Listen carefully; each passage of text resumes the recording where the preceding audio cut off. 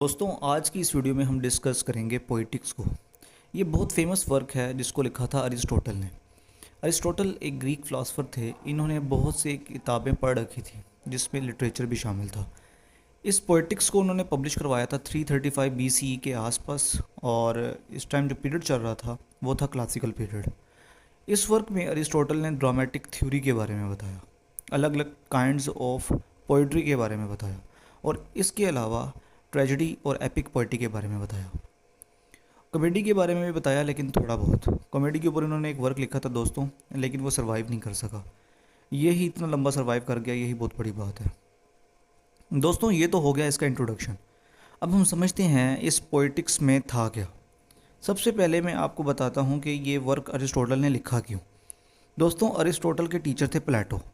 उन्होंने अपनी book the Republic में कहा, ये जो पोइट होते हैं इनका रियलिटी से कोई ताल्लुक़ नहीं होता, ये बस अपनी इमेजिनेशंस में लिखते हैं और लिखते ही चले जाते हैं, और इनको खुद नहीं पता होता ये क्या लिख रहे हैं।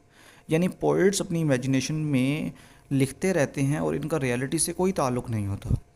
प्लेटो कहता था कि poetry is an art of imitation.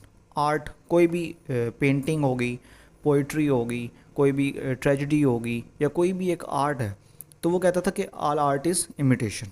ठीक है, कॉपी है तमाम का तमाम आर्ट, जितना भी आर्ट है वो सब का सब क्या है, कॉपी है। लेकिन ये थिंकिंग थी प्लेटो की, लेकिन जो अरिस्टोटल थे उनकी थिंकिंग इससे बिल्कुल डिफरेंट थी। प्लेटो से यानी कि बिल्कुल डिफरेंट थी। उन्होंने पोइट्री को डिफेंड करने के लिए अरिस्टोटल ने पोइटिक्स को लिखा। दोस्तों अरिस्टोटल प्लेटो का स्टूडेंट था और 20 साल तक स्कूल ऑफ एथेंस में इसका शागिर्द रहा। दोस्तों अरिस्टोटल प्लेटो के कॉन्सेप्ट को मानता था कि आर्ट एक इमिटेशन है, यानी कॉपी है, लेकिन अरिस्टोटल कहता था कि राइटर के अपने इमोशन इस आर्ट में मेजर रोल प्ले कर रहे होते हैं। और अरिस्टोटल ने 3 बातों का बताया जिसकी बिना पर एक आर्ट दूसरे आर्ट से डिफरेंट होता है। The first one is medium, then object and manner. Medium कोई भी कलर, फॉर्म और साउंड एग्जाम्पल के तौर पे कोई एक गाना है, एक गाना जो एक रोमांटिक मोड में है और एक गाना जो उनसे है वो एक सैड मोड में है, तो इन दोनों के मीडियम जो से हैं वो चेंज हो जाएंगे। एक मीडियम की वजह से एक साउंड या एक गाना दूसरे गाने से मुख्तलिफ होता है। ठीक है, अब उसके बाद आता है ऑब्जेक्ट। ऑब्जेक्ट क्या होता है, बेसिकली हमारे ह्यूमन एक्शंस जो इंसान को अच्छा भी बनाते हैं, ह्यूमन एक्शंस जो इंसान को बुरा भी बनाते हैं। जैसे कि अगर हम ट्रेजेडी के अंदर बात करें तो वो इंसान को बेहतर बनाने की कोशिश कर रहे होते हैं, उसके फॉर्चून पे बात कर रहे होते हैं, उसको किसी तरीके एक अच्छा किरदार बनाने की कोशिश कर रहे होते हैं। लेकिन जब अगर हम कॉमेडी की बात करें तो उसके अंदर ये होता है कि उसके अंदर कोई भी मेन करैक्टर है तो उसको वोट्स बनाने की कोशिश की जाती है, उसको गंदा तरंदा बनाकर एक लोगों को हंसाया जाता है। ठीक है, ये इसके अंदर होती है ऑब्जेक्ट। इसके साथ साथ अगर हम बात करें मैनर ऑफ इमिटेशन, यानी किस मैनर के अंदर या किस तर्ज के अंदर राइटर या पोइट अपना मैसेज कन्वे करना चाह रहा है, नरेटिव फॉर्म में है, ड्रामेटिक फॉर्म में है, तो इस तरह इसका मैनर जो सा है वो बड़ा मेजर रोल प्ले करता है एक आर्ट को दूसरे आर्ट से डिफरेंट कहलाने में। दोस्तों अरिस्टोटल ने इन 3 पॉइंट्स यानी मीडियम, ऑब्जेक्ट और मैनर ऑफ इमिटेशन, इसकी बिना पर प्लेटो के कॉन्सेप्ट को डिनाइड किया था और डिफेंड किया था पोइट्री को। दोस्तों ये जो बुक है पोइटिक्स, ये लिटरेरी क्रिटिसिज्म में एक फर्स्ट ग्रेट वर्क माना जाता है। इसके अंदर अरिस्टोटल ने डिफरेंट टाइप्स ऑफ पोइट्री को डिस्कस किया है, इनकी क्वालिटीज़ के बारे में बात की है, और एक अच्छी पोइम का स्ट्रक्चर कैसा होना चाहिए और एक अच्छी पोइम्स को पार्ट में कैसे डिवाइड किया जाता है इसके बारे में बताया। दोस्तों अरिस्टोटल कहते हैं कि पोइट्री डिफरेंट टाइप्स की होती है, यानी epic poetry, tragedy, comedy, music poetry, etc। Aristotle बताते हैं कि जब पोइट्री की बर्थ हुई तो ये 2 हिस्सों में बट गई। पहली टाइप की पोइट्री जिसमें लोग नोबल हों, यानी अमीर घराना, अमीर लोग, और दूसरी टाइप ऑफ पोइट्री जो आम आदमी के लिए लिखी जाती थी एक स्टायर की फॉर्म में। अरिस्टोटल बोलते हैं कि पहले जो पोइट्री होती थी वो एक काम चलाऊ टाइप की होती थी। इसके बाद सोफोक्लीज जैसे बड़े बड़े ऑथर ने इसमें प्लॉट, डायलॉग और फिगरेटिव लैंग्वेज डाले। दोस्तों अरिस्टोटल ने इस बुक में सबसे ज़्यादा फोकस किया है ट्रेजिडी पर, कॉमेडी पर भी किया है लेकिन थोड़ा बहुत, और फिर ट्रेजिडी क्यों डिफरेंट होती है एपिक पोइट्री से इसके बारे में बताया है।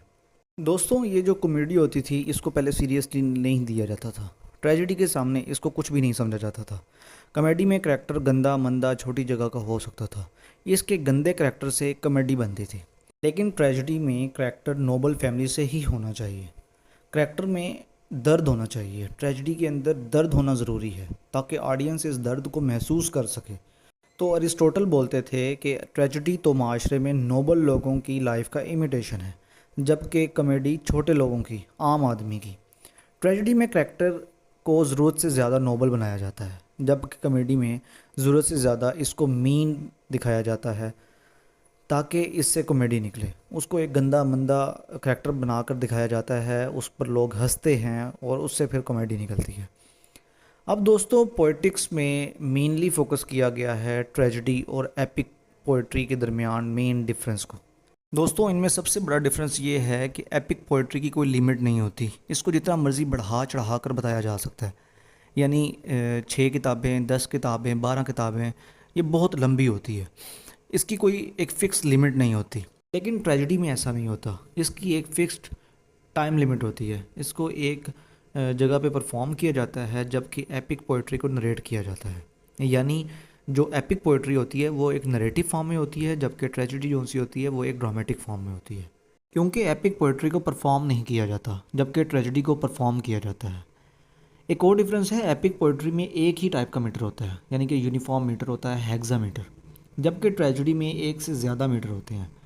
ट्रेजेडी में आपको वो सब कुछ मिल जाएगा जो एक एपिक पोइट्री में होना चाहिए, लेकिन एपिक पोइट्री में वो सब कुछ नहीं मिलेगा जो एक ट्रेजेडी में होता है। दोस्तों, अकॉर्डिंग टू अरिस्टोटल, ट्रेजेडी में 6 मेन एलिमेंट्स होते हैं। सबसे पहला प्लॉट, फिर करैक्टर, डिक्शन, थॉट, स्पेक्टिकल्स और फिर म्यूज़िक। और इन 6 एलिमेंट्स में सबसे ज़्यादा ज़रूरी है प्लॉट, जो जान होता है ट्रेजेडी की, यानी सोल होता है। क्योंकि ट्रेजेडी मुकम्मल प्लॉट पर बेस कर रही होती है। एक सक्सेसफुल ड्रामेटिस्ट हमेशा प्लॉट पर फोकस करता है।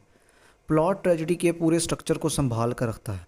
और प्लॉट में सबसे ज़रूरी चीज़ है हमार्शिया, यानी मेन करैक्टर का डाउनफॉल। चाहे किस्मत से या उसके बिहेवियर से करैक्टर का डाउनफॉल हो जाना, अच्छी खासी चलती हुई ज़िंदगी में दुख आ जाए। अगर प्लॉट में ये सब चीज़ें हैं तो ऑडियंस भी इस दर्द को महसूस करेगी जो मेन करैक्टर महसूस कर रहा है। ऑडियंस में एक डर पैदा हो जाएगा, और ये डर इसलिए पैदा होगा कि कहीं ये जो मेन करैक्टर के साथ हुआ है ये कहीं हमारे साथ ना हो जाए, जैसे इडिपस रेक्स में। हम बात करें एपिक पोइट्री की, तो इसमें सॉन्ग्स और स्पेक्टिकल्स नहीं होते, यानी म्यूज़िक और स्पेक्टिकल्स नहीं होते, क्योंकि ये नरेट की जाती है। और फिर इन द एंड अरिस्टोटल ने ट्रेजेडी को तमाम टाइप्स ऑफ पोइट्री से सुपीरियर बताया है कि ट्रेजेडी एपिक पोइट्री और कॉमेडी से सुपीरियर है। दोस्तों, मैं उम्मीद करता हूँ कि आपको कुछ ना कुछ इस बुक पोइटिक्स के बारे में समझ आ गई होगी।